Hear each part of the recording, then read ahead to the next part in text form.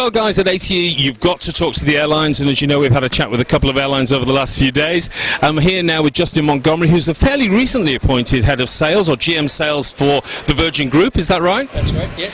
So how's it all going? Yeah, it's going tremendously well. I mean, if you look at our new product that we've got rolling out, behind us is our new business class product that starts at the end of May, which is the Airbus to Perth. Complemented with that is the limousine product that joins it. And a massive baggage allowance, is that right? Massive baggage allowance. So you take your wife and put her in the hold?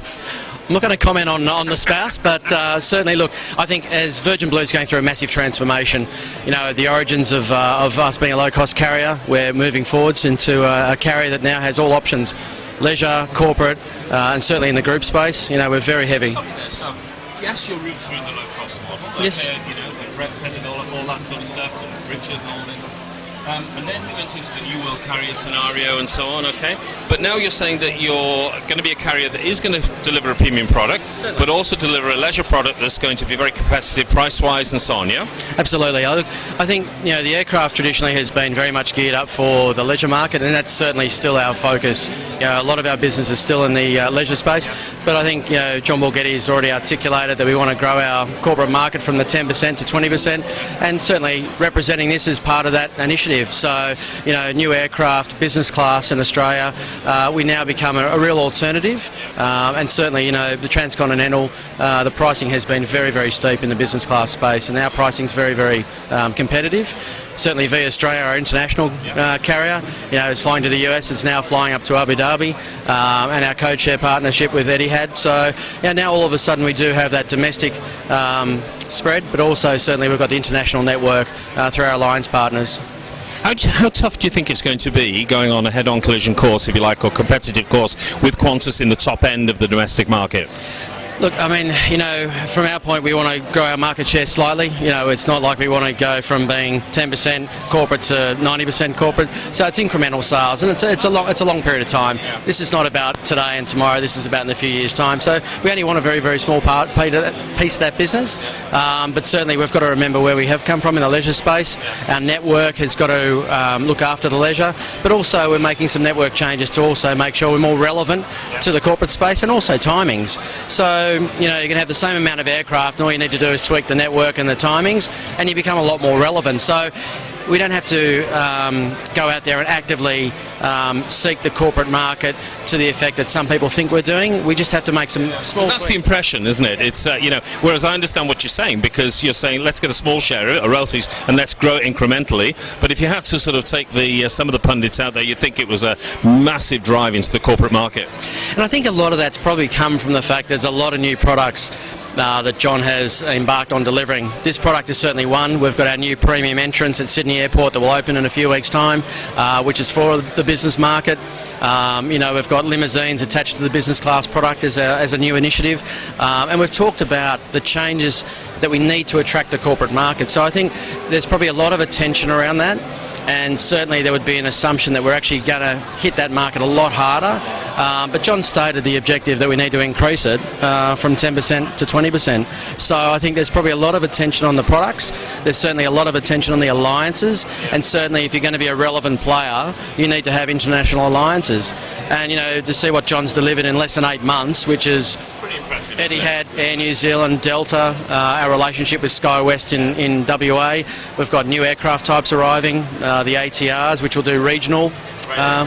Great aircraft, so we've got quite a fundamental change in the business, but at the same time remaining very true to where we are, which is looking after our network, making sure we're price competitive, and it's about a value proposition. It's not about being cheap, it's about a value proposition, and I think over the next few months, you know, the market will continue to see the changes we're making. But, you know, in an environment where some appalling or, you know, very sort of challenging losses, put it like that, flying planes through the sky has always been a challenge. The margins are small. You've only got a small bump in the road and so on. But the vision's still there, and the determination to succeed is still there. Absolutely. And I think, you know, you've seen what's happened with the floods in Queensland. Certainly a big part of our business has been Queensland, but at the same time with our international alliances now, that just gives us a much bigger spread around the world. We're not just about domestic Australia. We now have the ability ability for both leisure and corporate and groups and sporting to now travel with us, with our virtual partners around the world, and that's fantastic. Just coming to the international side for a second, I mean, the US dollar's rocketing through the roof. The pundits say, but they've been wrong in the past, it's going to get to $1.10. That means your cost of aircraft are lower, your fuel's lower, all that sort of stuff. Inbound, absolutely, challenging into the future, right? But outbound, booming. So how do you resolve that within an airline like this? How do you achieve that balance? Look, it's very, very difficult because I think, as the dollar might appreciate by 5 or 10%, fuel is going up 40 and 50%. So the dollar will never, ever cover off the sort of jumps we're seeing right now. And look, but that's only because of Libya and so on. You imagine if Libya hadn't happened, I suppose, it might be a different scenario, I suppose. Look, I think, part of the mix of running an airline is fuel is certainly part of that, but certainly the market's a part of that. So, V Australia flying to the US, that's now 3 years young. We've still got a very, very strong inbound market on that, and that's a really good indicator that the Americans are still travelling. Look, it's a great industry, and it's a very passionate. My son works in aviation, so he lives, breathes, and sleeps planes. But as Warren Buffett, I think it was, said, how do you make a billionaire a millionaire?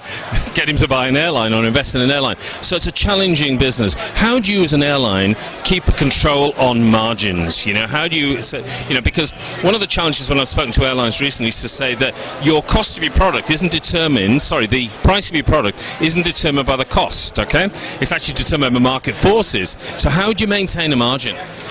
It's very, very challenging. I mean, as a challenger brand, certainly as we're moving into Europe now, there is huge amounts of capacity into Europe. We're flying in our own right to Abu Dhabi and then working with Etihad beyond. And if you look at the amount of capacity on Europe, there is probably more capacity than there is demand.